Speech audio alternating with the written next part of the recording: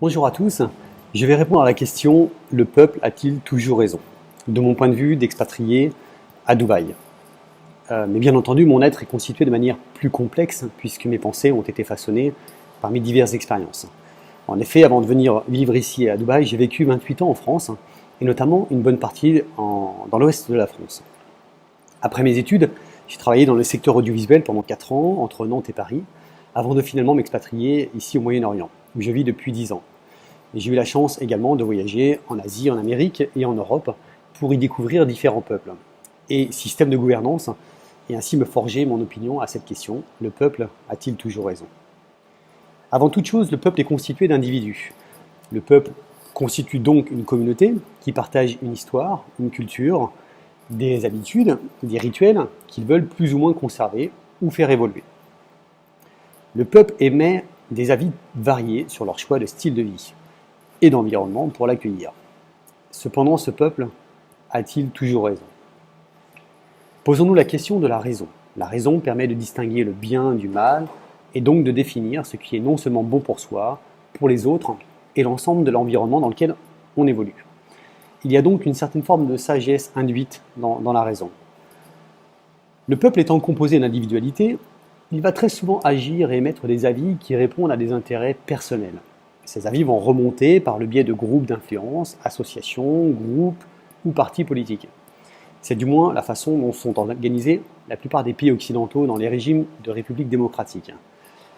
Malheureusement, par le jeu des voix convergentes, les idées du peuple vont être très souvent altérées. Par conséquent, quand bien même l'individu issu du peuple fait acte de raison, le peuple auquel il appartient ne va pas nécessairement refléter sa raison. On peut même se poser la question, pour certaines républiques démocratiques, si elles le sont encore vraiment, tant la vie des peuples aujourd'hui est manipulée dans les intérêts de groupes politiques dominants.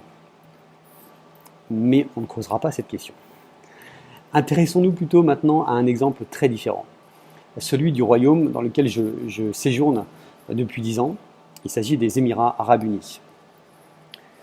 Depuis la création de la fédération, et malgré son régime non démocratique, les Émirats arabes unis sont très souvent qualifiés de monarchie éclairée. Qu'est-ce qui fait que ce régime soit si éclairé? La raison de leur peuple? De leurs dirigeants? Des deux peut-être? De mon point de vue, ce régime est visionnaire. Il travaille pour le peuple. Il est toujours à l'écoute du peuple, non par la voie du vote populaire, mais par des relais communautaires. À tel point que si l'on demandait aujourd'hui aux citoyens locaux leur avis, à savoir est-ce qu'ils souhaiteraient changer de régime, changer de dirigeant, eh bien on serait surpris de constater qu'ils sont très souvent contents de leurs dirigeants, voire ils les vénèrent. Alors pourquoi les vénèrent-ils? Pourquoi sont-ils contents finalement de ce régime qui n'est pas démocratique? Eh bien la famille royale a la responsabilité de son territoire et a pour mission de confier à son successeur un meilleur héritage qu'il a reçu de ses prédécesseurs. Il n'y a pas d'intérêt financier et de corruption lié à la soif de l'argent, car l'argent ici n'est pas un problème finalement, en tout cas pour la classe politique. Ces dirigeants créent un environnement qui permet à ceux qui le souhaitent de s'exprimer, de s'épanouir, de se développer, moyennant le respect évidemment de certaines règles de vie liées à leur culture et leur religion musulmane notamment.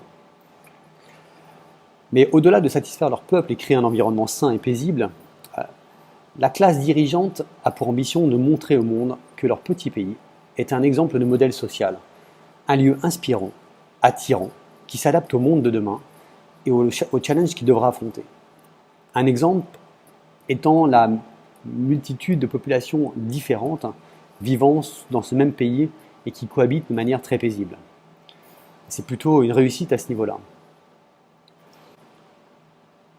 Alors quand bien même, si le peuple avait toujours raison, n'aurait-il pas finalement besoin quand même d'un leader doué de raison lui aussi, pour justement consolider ce peuple et le garder sur le chemin de la sagesse, lui rappeler ce qui est bon pour lui et pour l'ensemble de la communauté? Dans quel endroit du monde peut-on trouver ce type de situation, ce cas? En me posant la question, il me vient à l'esprit une phrase du Dalai Lama, qui disait « Si tout le monde méditait ne serait-ce que 20 minutes par jour, on n'aurait ni guerre, ni problèmes environnementaux. Les hommes prendraient conscience qu'ils font partie d'un ensemble. et que si l'équilibre de cet ensemble est en danger, c'est toute l'humanité qui finit par s'écrouler. La raison d'un peuple, pour moi, est toujours entretenue par un leader raisonné et sage. Si ce dernier est perverti, alors le peuple devient intéressé et court à sa propre perte.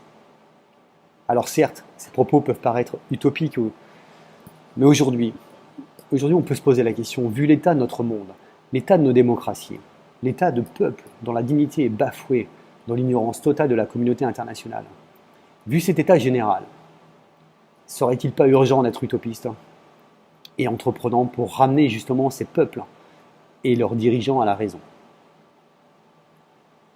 Voilà, je vous laisserai sur cette question. Merci, à bientôt.